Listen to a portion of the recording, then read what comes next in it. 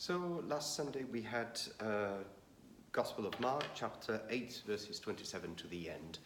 And this is the famous time when Jesus is asking, who do you think I am? So immediately I gave a little of context about this passage of the Gospel. We are in Caesarea Philippi, which is up in the north of Galilee, out of the jurisdiction of the kings of Judea. And it's a very multicultural place. And it's very interesting to have this kind of background. If you have in mind that this place was a very important center of the worshipping of the god Baal for this Mediterranean culture. It was also a center for the Greeks because they thought that the god Pan from the forest was born there, and also for the Romans because there was a temple for the emperor there. So interesting to see that what is behind this. But for the Jews, it's just the spring of the River Jordan. Another context. So Jesus is asking this question: what do you think people say that I am? And there are various responses, like this area that is very multicultural. And there are people who think that he's the prophet, Elijah, for instance, that he's John the Baptist who came back, or other prophets. And they have different rumors and speculation about who he is. Then he asked this very important question to his disciples: but for you, who do you think I am? And Peter knows who he is. And he said, you are the Messiah. And it's very weird because Jesus commanded him to say nothing about it, to shut up about this revelation. And we are going to unpack why. Because he starts then to explain to them who the Messiah is. Why? Again, some context. The Messiah for the Jews of that time was actually a great warrior, because they were supposed to be the people of God. They were supposed to be the lighthouse in the world for the presence of God. But actually they've been through exiles, through defeats, and they were now occupied by the Romans. So they were definitely thinking that the Messiah, if he had to come, was to be a great warrior. And he was to have all the nations, all the Gentiles against him. And he will lead great armies, and there will be shed of blood, and they will rule the whole world and have a new era. Definitely not the kind of definition of Messiah for Jesus. He was totally the contrary. He was a Messiah that is going to say to us that if you want to be a Messiah, you need to go for love until the cross. You've got to dedicate your life to others and to give your life to others. So it was completely different to what perspective the people of that time had. And this is why he wanted to teach his disciples before they could proclaim that he was the Messiah. So what do we do with that today? I think there's something that is very important for us. These two questions: what do people say? And here are all the rumors and the speculation of who he can be. It's like around here now, all the different churches who are telling who is Jesus, or what is their concept about God, what are their definitions about the sin. But Jesus is asking, what do you think I am? And that's the teaching. Don't let people tell you who God is. Don't let people tell you how to think about God.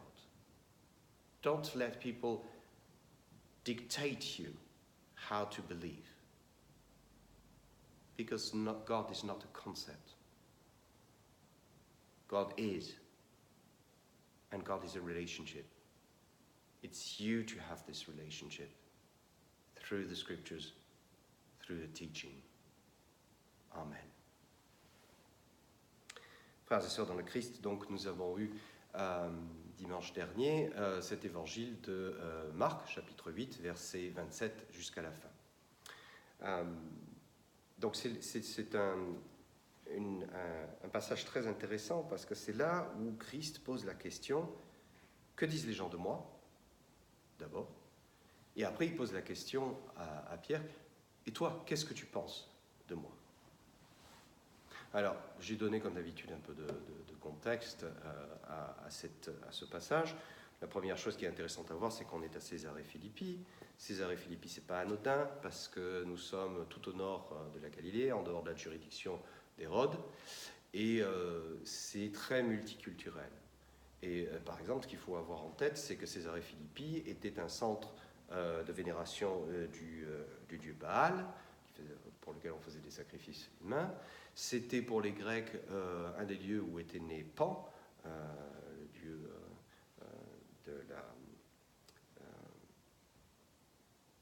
de la forêt, enfin, bref, retourné dans toute la mythologie grecque.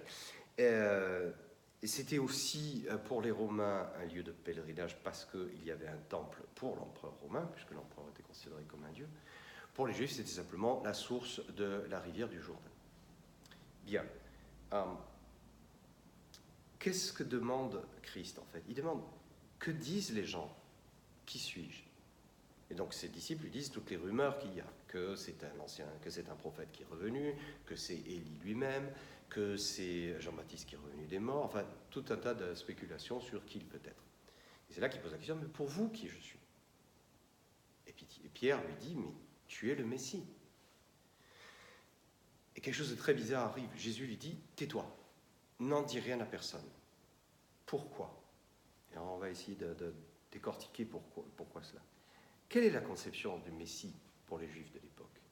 Il faut penser que pour les Juifs, on leur a dit dans toute la Torah qu'ils étaient le peuple élu de Dieu, qu'ils allaient être le phare de Dieu pour toutes les nations, qu'ils allaient dominer le monde. Ce n'est pas vraiment le cas. Ils ont été en exil, ils ont été de défaite en défaite, et là, ils se trouvent sous l'occupation des Romains. Donc leur idée du Messie qui va venir, c'est un Messie guerrier, un Messie qui va les libérer, et un Messie qui va lever des armées et qui va être contre toutes les nations de la terre. Et il va y avoir des fleuves de sang et des batailles, et à la fin, ils vont se retrouver les maîtres du monde.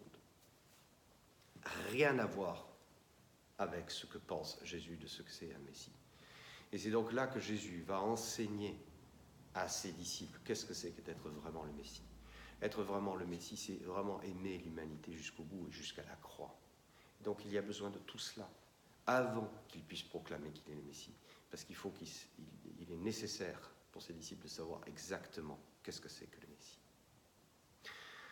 Qu'est-ce qu'on en fait de cet enseignement pour nous aujourd'hui? Pour nous aujourd'hui, il est très simple, à mon avis. C'est ces deux questions. Pour vous, qui pensez-vous? Pour les gens, que pense-t-il de moi? C'est ce qu'on voit aujourd'hui avec toutes les églises et toutes les confessions différentes. Chacun a son idée de qui est Jésus, qui est Dieu. Chacun a sa façon de croire. Ne laissez personne vous imposer une vision de Christ ou de Dieu. Ne laissez personne vous dire comment penser Dieu. Ne laissez personne vous dire comment prier Dieu. Dieu n'est pas un concept. Dieu est. Donc Dieu est en relation avec vous.